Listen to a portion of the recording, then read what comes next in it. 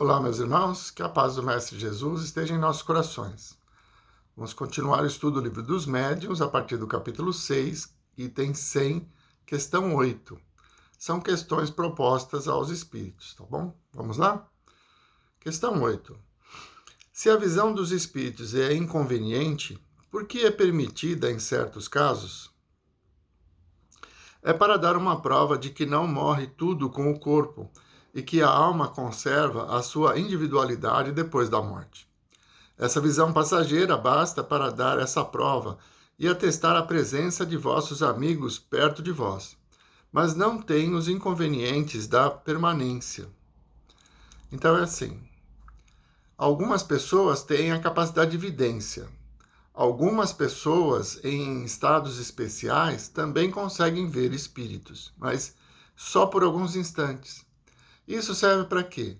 Para comprovar que a pessoa que já teve o seu corpo morto continua vivendo e sentindo como era antes. E mantém, na maioria dos casos, a mesma aparência da última encarnação. Então, tem descrições em que o espírito se apresenta com a bengala, com o cachimbo, com o chapéu, que são objetos que ele plasma para que ele mantenha a própria aparência. São coisas que são importantes para ele. 9. Nos mundos mais avançados que o nosso, a visão dos espíritos é mais frequente? Quanto mais o homem se aproxima da natureza espiritual, mais facilmente entra em relação com os espíritos. É a grosseria do vosso envoltório que torna mais difícil e mais rara a percepção dos seres etéreos. Então, ele está se referindo ao corpo físico, que nós, pelo nosso grau evolutivo, que ainda está nos primeiros degraus da evolução, precisa ainda do corpo denso para provas e expiações. Então, isso dificulta o contato com o mundo espiritual. Só algumas pessoas que nasceram com a mediunidade ostensiva é que têm esse intercâmbio. Mas que à medida em que nós formos evoluindo, nós vamos tendo a menor necessidade da matéria. Nossos corpos vão ser mais etéreos, e isso faz com que a ligação entre nós e o plano espiritual seja mais fácil. 10. É racional se amedrontar com a aparição de um espírito? Aquele que reflete deve compreender que um espírito, qualquer que seja, é menos perigoso do que um vivo. Os espíritos, aliás, vão por toda parte e não se tem necessidade de vê-los para saber que se pode tê-los ao vosso lado. O espírito que quisesse causar dano poderia causá-lo sem se fazer ver e mesmo com mais segurança. Não é perigoso porque é espírito, mas pela influência que pode exercer sobre o pensamento, desviando do bem e compelindo ao mal. As pessoas que têm medo na solidão ou obscuridade raramente têm consciência da causa do seu pavor. Não saberiam dizer do que têm medo, mas seguramente deveriam temer mais de encontrar homens do que espíritos, porque um malfeitor é mais perigoso vivo do que depois de sua morte. Uma dama do nosso conhecimento teve uma tarde em seu quarto uma aparição tão bem caracterizada que acreditou estar na presença de alguém, e seu primeiro movimento foi o de espanto. Estando assegurada de que não havia ninguém, ela disse: "Parece que isto não é senão um espírito. Posso dormir tranquila." Então é interessante isso, né? O espírito é a alma dos homens que já viveram na Terra. Isso é uma definição que está lá no Livro dos Espíritos. Entre homens existem homens bons, homens maus. Nós sabemos disso, a nossa sociedade reflete isso. Né? O problema é que o espírito ele não tem acesso à matéria, então ele não consegue nos fazer mal, a não ser através do pensamento, como foi dito aqui. Temer os espíritos seria temer algo que não tem acesso a nós. Existe uma perturbação, um espírito está ao meu redor, ele está me fazendo mal. Como ele me faz mal? Pelo meu pensamento, pelas aflições que ele gera e até usufruindo do medo que sentimos para nos prejudicar, porque entraremos em sintonia com ele.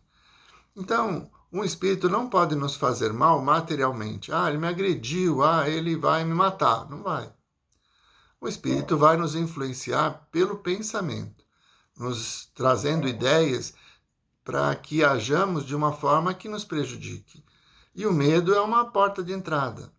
Então, é como foi dito aqui, temer os encarnados deve ser maior o medo dos encarnados do que dos desencarnados, porque o encarnado pode sim nos agredir, pode fazer algo contra nós, mas o desencarnado não, a não ser pelo pensamento. 11.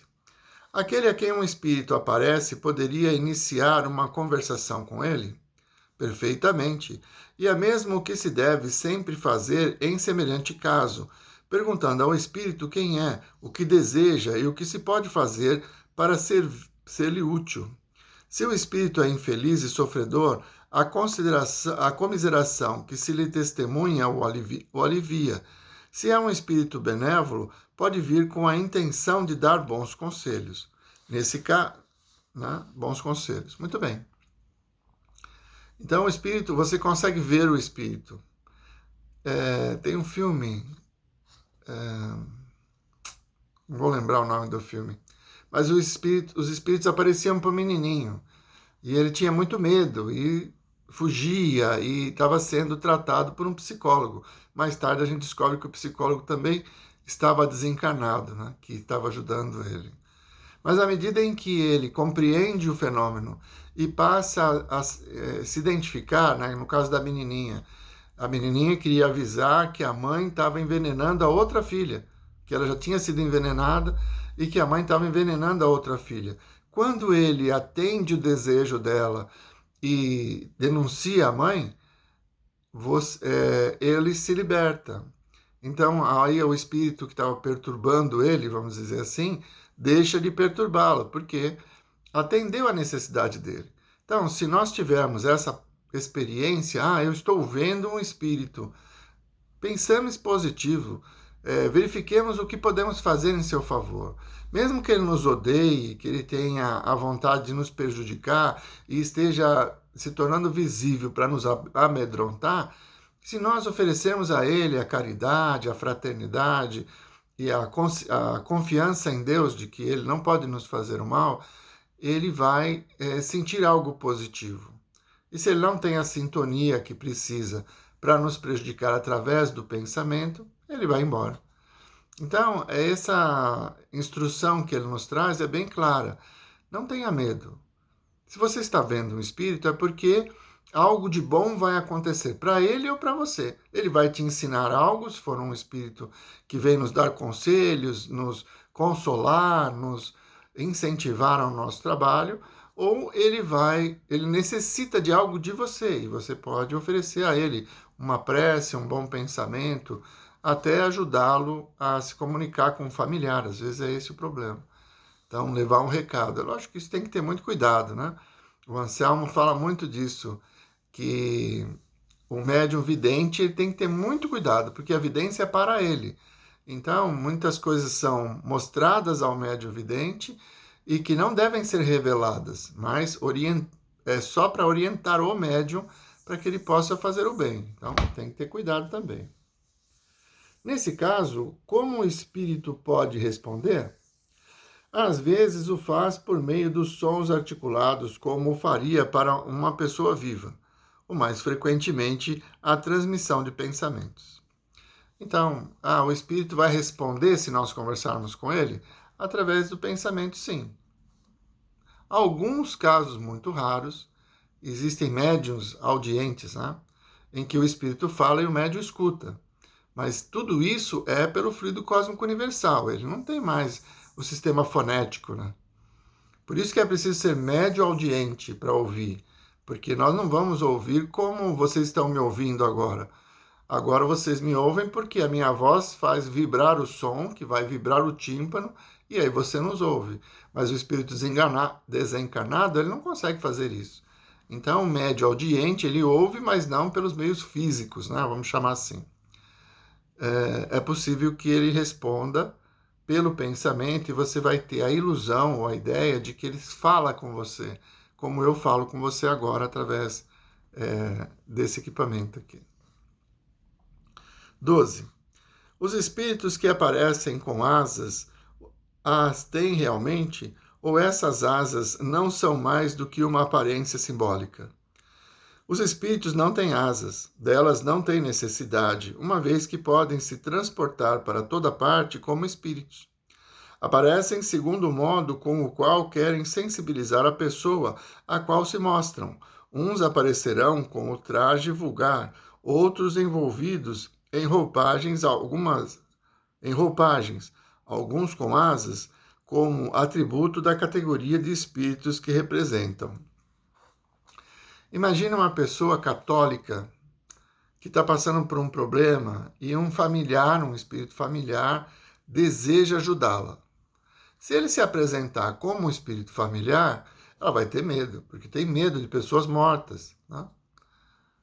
Mas se ele se apresentar ungido de luz e com asas, ela vai pensar que é um anjo, nem vai reconhecer o familiar e vai ser mais receptiva à instrução recebida. Percebe como, dependendo do grau evolutivo do espírito, ele pode modificar sua aparência com boas intenções para nos ajudar? 13. As pessoas que se veem em sonho são sempre aquelas das quais têm um aspecto? São quase sempre essas mesmas pessoas que vosso espírito vai encontrar ou que vêm nos encontrar. Então, as pessoas, elas vão manter a aparência atual da última encarnação, ou podem assumir a aparência de encarnações anteriores, ou podem plasmar uma aparência, como eu acabei de descrever, de uma forma angelical, para que tenha mais credibilidade. O espírito, conforme o grau evolutivo, ele consegue transformar a sua aparência e vai ser permitido que as pessoas o vejam da forma que ele deseja, né? 14. Os espíritos zombeteiros não poderiam tomar a aparência de pessoas que nos são caras para nos induzir ao erro?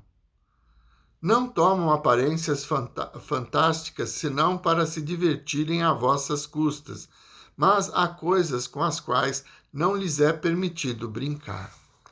Então, o espírito pode tomar qualquer forma? Pode, desde que ele tenha evolução para isso. E também a intenção. Então, a parte moral interfere muito na ação do espírito. Quanto mais elevado, maior a sua liberdade. Por que o mais elevado tem mais liberdade? Porque ele vai utilizar essa liberdade de uma forma melhor. Bom, vamos terminando por aqui. Na semana que vem continuaremos a partir da questão número 15. Vamos à nossa prece? Amigo Jesus, Mestre incomparável, mais uma vez, Senhor, estudamos sobre esse universo, essa natureza invisível, da qual fazemos parte. Que a confiança nos trazida pelo conhecimento possa nos fortalecer na jornada e que saibamos entrar em sintonia com aqueles que desejam nos servir, nos ajudar a evoluir de uma forma mais evidente.